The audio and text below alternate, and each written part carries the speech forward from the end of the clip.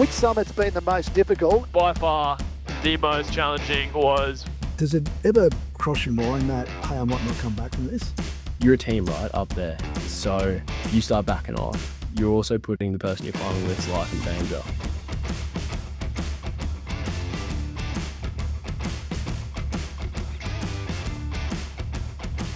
Welcome to the M26 Bit Podcast. I'm your host, Magnus Olson. Today is extra special as we've taken to the skies with our first episode in our heli series. And our next guest is a young man who chooses purpose over comfort. Oliver Foran is a high-altitude mountaineer, an adventurer who's already climbed some of the highest peaks on the planet. In his journey so far, he's already faced plenty of setbacks, battled depression for years, almost taking his own life. He's also witnessed a fellow climber fall to his death. Today, well, this will be more than just climbing mountains. We'll hear about how following your dreams, facing your fears, and what's possible when you push yourself to the absolute limits. Ollie, welcome to the podcast. Thanks, mate. Thanks for having me. I've never been in a podcast in a helicopter before. Well, mate, my understanding is it's a world first, mate. So, and that actually, let's start with that. Your next latest challenge. Tell us about the world record that you're going to be attempting next year. Yeah, mate. So between the months of April and May next year, I am going to be attempting the fastest human-powered traverse from sea level to the top of Mount Everest. So it's called the Cedar Summit, and it was originally done in 1990 by a fellow Australian, Tim McCartney-Snape. I'm going to be doing it a little bit differently, but the plan is to leave the Bay of Bengal early April and reach the summit of Mount Everest within 60 days by cycling, trekking, and climbing. Wow, that's one hell of a challenge, mate. What do you like on the bike? I've got a lot to work on. Yeah. So why are you doing it? What's your mission? What's your purpose behind this attempt? And what do you hope to achieve apart from the world record? Yeah, mate. So the goal outside of achieving the world record is to raise awareness for youth mental health and also much needed funds, and to really just spread the word that it's going to be okay. Good times are ahead. You just need to keep persevering and stay resilient. Oh, mate, I reckon that's absolutely awesome. And when next year are you trying this? Yeah, mate. So I'll arrive in India the end of March, and hoping to kick off around the 1st of April, give or take a few days. Oh, fantastic. Now, you completed a number of significant climbs already this year. I think you've done a few 6,000 metre peaks, and you've also done a 7,000 metre peak. Which summit's been the most difficult, and what do you hope to learn about yourself on every adventure?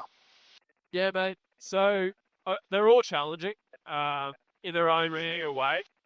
So the first few 6,000 metre peaks I climbed were challenging because they're the first 6,000 metre peaks I climbed.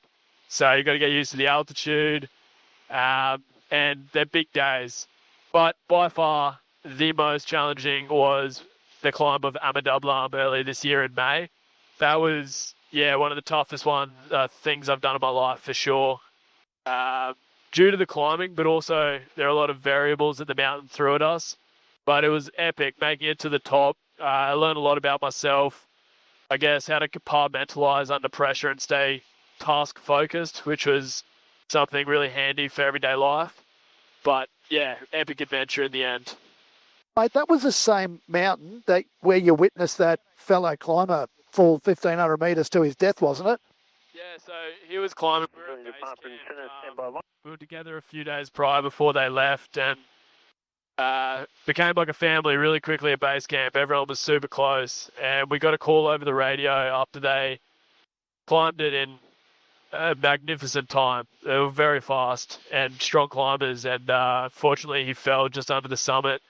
And as a team, we had to work on getting his daughter and son-in-law taken off the mountain, and then also the body recovered. So yeah, it was a team effort, and it was really tough, to be honest. It was one of the toughest things I've ever had to be a part of.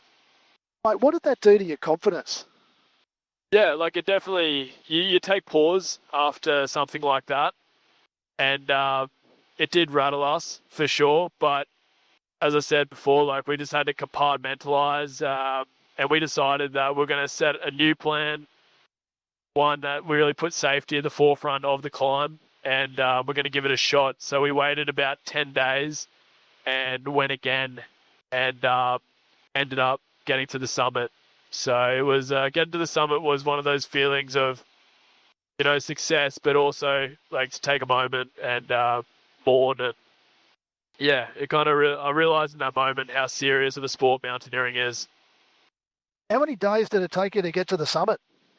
Yeah, so we were acclimatizing for weeks. I climbed another 6,000 meter peak nearby, and then it took us from leaving base camp to the summit. It was 4 days. 4 days. Mate, let's rewind the clock back a bit, because I understand that you suffered that mental health breakdown a number of years ago. Do you mind just sharing that, what triggered that depression, and how close did you actually come to taking your own life? Yeah, so it all unfortunately started in 2015 when I was in year 11 at school. My mum had a seizure, and then turns out it was a little bit more serious. She had stage 4 brain tumor, and then went into an induced coma, and it happened like quite suddenly, to be honest, because she was healthy before that.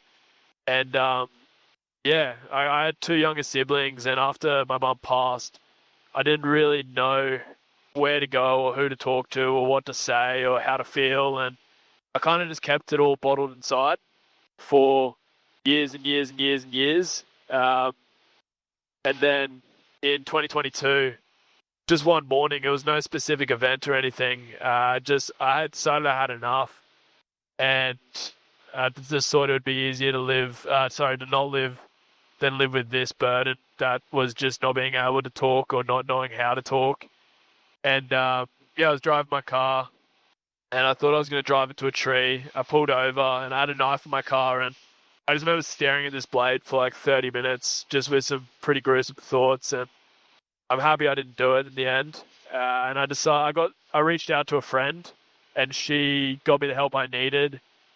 And I decided that when I feel like I can, I wanted to reach back and help someone in a simple, so they know that it's all right to go out, have a chat, and get things off their chest and not bottle it up for 7 years like I did, because it's heavy, man. It's a very heavy burden. Yeah, well, you've gone and done some talks in some high schools, I understand. Is that right? Yeah. I have since been back from my adventures. Yep.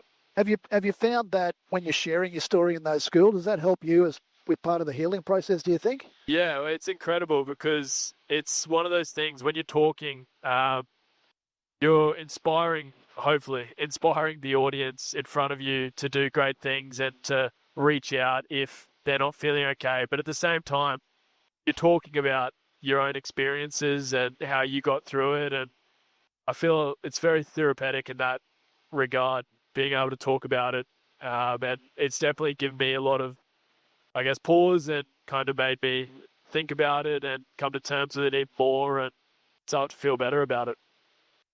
I talk a lot about choices, and I notice that you seem to you've made a lot of tough choices in your life. And one of them was, one minute you're selling real estate, and then you decide to go and climb the highest mountains in the world. What makes you make those decisions?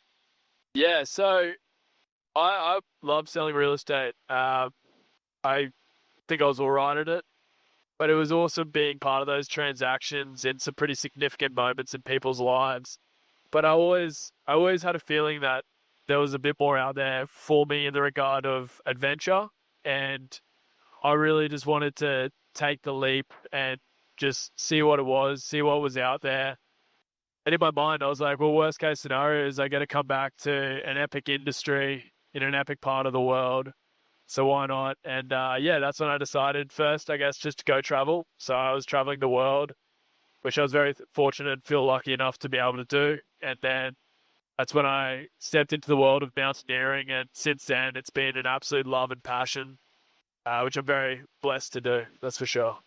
Mate, that is awesome. Now, it's pretty noisy up here. I'm not sure how the audio is going to turn out. We might just see if we can find a little spot to land and finish the conversation, mate. How's that sound? Mate, sounds good to me. This is epic. So when you were talking on those decisions that you had to make when you were on the mountain, there's got to be a fine line between a little bit of recklessness and bravery, I guess, when you're up in those situations. Is there something that you know, and how do you decide when to push on and when to turn back? Well, I think really pulling on your experiences and the experiences of people around you, and knowing when to kind of back off, knowing when to put the foot down and kind of persevere. Because mountaineering is a resilient sport, 100%. It's mostly mental. But I think it just comes from experience. And I haven't had the most experience in the world, but my experiences have been very intense. And I think having an open mind and learning from that, kind of, you can feel it. And also you use your intuition a lot while you're up there. You don't feel right. Yeah, if it doesn't feel right, you don't do it. And like I've got a few examples of that in our most recent expedition in Kyrgyzstan, where a few bad things in a row just happened. And then my climbing partner I was like, no, let's turn around. Like let's go back, let's reset, and we'll go again tomorrow. And this was on our summer push. And then my climbing partner fell into a crevasse. So who knows what would have happened if we didn't listen to those signs and we kept going. But this was pretty bad, you know what I mean? And then we got him out, got him back, and I wanted to go again. I find it hard to fail sometimes. So I was like, nah, I need to go. But decided not to. And I think that was one of those decisions where you just listen to your intuition and you say, not today. Yep. Yeah.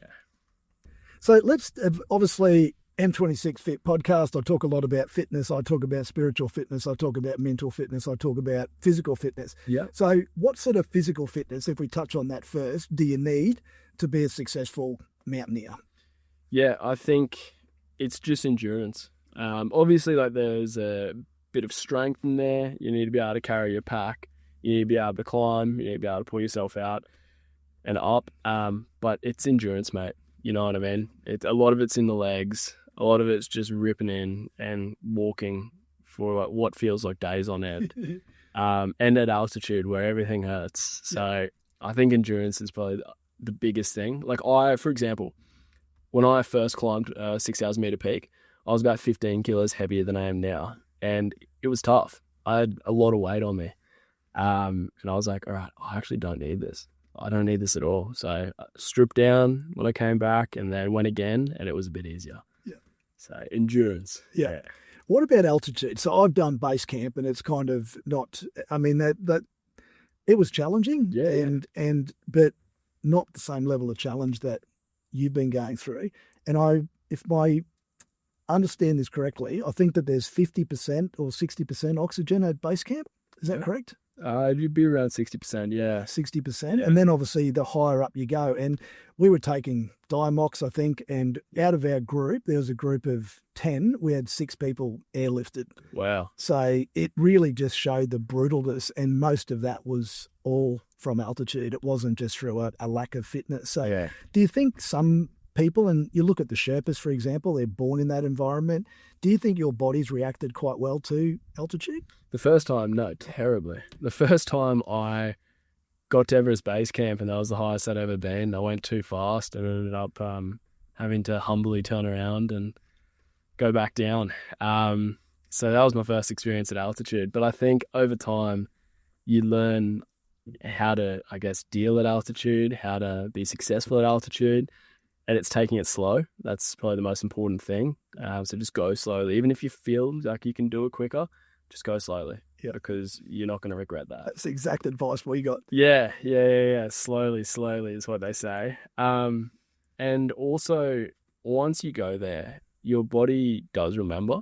So the second time I went up high, I adapted a little bit quicker. And then, by this last expedition, I felt fantastic the whole time. Yeah. So most people avoid discomfort, let's be honest, but you seem to enjoy making yourself uncomfortable. And I know you've used the expression before, the suck, and you just got to somehow embrace the suck. What do you mean by that? Yeah, like I just think, like you got to go out and seek challenge, or challenge is going to seek you, and find a little bit of suck, because life can be very cushy a lot of the time. And then when life gets cushy, other stresses come into play. You know what I mean? Whether it's family, financial, friendships, whatever it is. When you're out there and actively chasing the suck, and I guess putting yourself in those positions, you're working on yourself at the same time, and you're improving. And I dare anyone that's listening to this to go out and do some hard things and watch everything else in your life become easier. Yeah. Mate, that's fairly well said. So we've touched on the physicality. What about mentally? Is there something that you do specifically from a mental fitness perspective to prepare yourself for a big climb? Yeah, I just try to be as happy as possible leading into it, honestly. It's nothing too technical about it. I just try to make sure as many of my relationships as possible are good, they're strong, go in there with a big smile on my face, and then just remember that I chose to be here while it does get hard, because it always gets hard. Like every expedition I've been on, inevitably at some point you're going to be like, wow, this is getting tough. Yeah. And it's just about being cool around that and just staying calm. And to me, it kind of comes from just being happy and, yeah, having good relationships and everything good back home. So let me go rip in over here. Does it ever cross your mind that, hey, I might not come back from this? No, I try not to think about that. Yeah. I think it's definitely something I'm aware of. But I feel like as soon as you start thinking that, you should turn around. Because you become a bit of a danger. You start, I guess, not committing, and then you start backing off, and then you're a team, right, up there. So if you start backing off, you're also putting the person you're climbing with's life in danger. I just try to completely stay away from that, and just deal with things as they come. I think that's worked well for me. I guess you could call it compartmentalizing, but I've become pretty good at it. What's the greatest lesson do you reckon mountaineering has taught you, and is there a way that you can transfer that into everyday life? Yeah, I think the biggest thing is just keep going. Just don't give up, because like on these mountains, like you are climbing for days on end sometimes, and it just seems so far away, the summit. And then you have to go back, and you have to be just as switched on on the way down. So I think just believing that, like, if you keep going, you're going to get through it. Whatever it is, you're going to get through it. And I've started to see that resemblance in my life back home as well, which is cool. Yeah. You're not really 100% sure when you're going to get there. You have rough ideas in your head with your goals, but just keep going. Yeah. Because you don't know. You could be like 50 meters away, you know what I mean? But you can't see anything because everything's wiped. Yeah. That's so true. I know there's actually a story around that, and I had a similar experience a number of years ago where I just actually wanted to give up. My wife and I said, like, that's it, we're done, just to tap out. Yeah. And then 6 months later, you've come out the other side, and it's just sheer bliss. Yeah. And then I guess to anyone listening, like, just keep going. Yeah. There's beautiful things around the other side of that. Yeah, 100%. So we've touched on physical, we've touched on mental. Do you find mountaineering and being up there at that level of altitude, do you find that to be a spiritual experience? Oh, definitely. Yeah. I would say quite confidently that the mountains are alive. Like, just the series of events that I've seen up there with how the mountain reacts to certain real life events is just incredible. So when I get up there, I won't climb before doing a puja ceremony. I'm not Buddhist. What's that? It's a ceremony that you do with a lama, like a Buddhist monk, and they basically will just ask the mountain for permission for you to then go and climb. And ever since I've done that ever since my first climb, and personally, I've gotten down all right every time. So I definitely think there's a spiritual aspect to mountaineering. Yeah. So, mate, final question before we get into the quick fire. To anybody listening out there who feels a bit stuck, maybe feels a bit fearful of maybe doing something, what would you say to them? Just take the leap. Just do it, yeah. Like, the worst case scenario is you tried and you go back to what you were doing. What's the best that can happen? Your life changes. It's awesome. Yeah. I think just having the confidence to just go, it's going to be okay. It will all work out. That's so well said. Yeah, I appreciate that, bro. All right, mate, quick fire questions. Are you ready? Yeah, let's do it. First proper mountain you conquered. Climbed, should I say. Climbed, yeah. That was Island Peak, which is 6,189 meters, and it was a hell of a day. Yeah. And what's the worst advice you've ever received? Keep it small. What's a hidden talent no one knows about? Oof. Weirdly, flexible in my upper body for a bloke. What thoughts play out in your head on summit day? Just stay focused, stay central, and just be here, be present. Yeah. What's the favourite bit of climbing gear that you've got that you'll never leave without? Oh, outside of my harness, probably Prosic cord. That thing has saved my ass a few times. What's the toughest and hardest thing that you've ever done? Oh, probably get through, I guess, losing my mum, and outside of that, physically, probably climbing I'm a double arm for sure. What's a quote or mantra that you always say to yourself? Quote or mantra. If you don't seek challenge, challenge will seek you. When's the last time you laughed so hard that your stomach hurt? Oh, I'm become a bit of a king of jump scares. So I've got a few good ones lately on threads, and I do enjoy a good jump scare. They don't though. Who inspires you most outside of the climbing world? I don't think it's one person in particular. I think it's just having a look. Instagram's great for this today, and you just see some regular guy or girl just giving it a red hot crack, whatever it is. I see a lot of these challenges people are doing, whether they run from one city to another, and they've had an office job their whole life, and I'm like, that's sick. You know what I mean? I just reckon it's cool. So good, mate. What are you scared of? Oh, have to be failure. Yeah, it'd have to be not reaching my potential. Yeah. What's a movie you've watched more than 3 times? If you had a look at my Instagram, it'd definitely say Secret Life of Walter Mitty. What's the first thing you crave when you get back from a trip? Chicken palmy and our beaches. Yeah. What about a summit partner that you trust with your life? Yeah, I've got 2. I've got Gans Tamang and Gesman Tamang, both Nepalese climbers, and yeah, I've had my hands in my life in both of their hands. So, Brisbane or base camp? Where do you feel more at home? Brisbane's my home. I love Brisbane and feel home here. But I think in the base camp setting, I do my best work for sure. What's an activity outside of climbing that you really enjoy? Running at the moment. Yeah, I never was really a runner, but I've enjoyed it lately. It's been good. It's tough. Define strength in one word. Ooh, courage. It has to be. What are you most proud of? I'm most proud that I've figured out in my life that words can inspire. The achievements on the mountains are fantastic, but I think it's the impact that you have coming back and telling the stories and inspiring other people that kind of makes me pretty stoked, I'm being honest, yeah.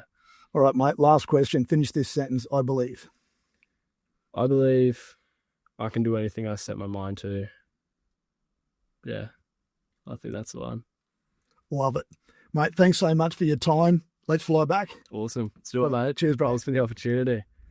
Thanks for tuning in to the M26 Fit podcast. Remember, real growth happens one step at a time, and consistently working both your mind and body for 26 minutes every day will change your life. Hit subscribe to keep the inspiration going, and don't forget to share this episode with someone who needs that extra boost. Until next time, stay connected and stay active.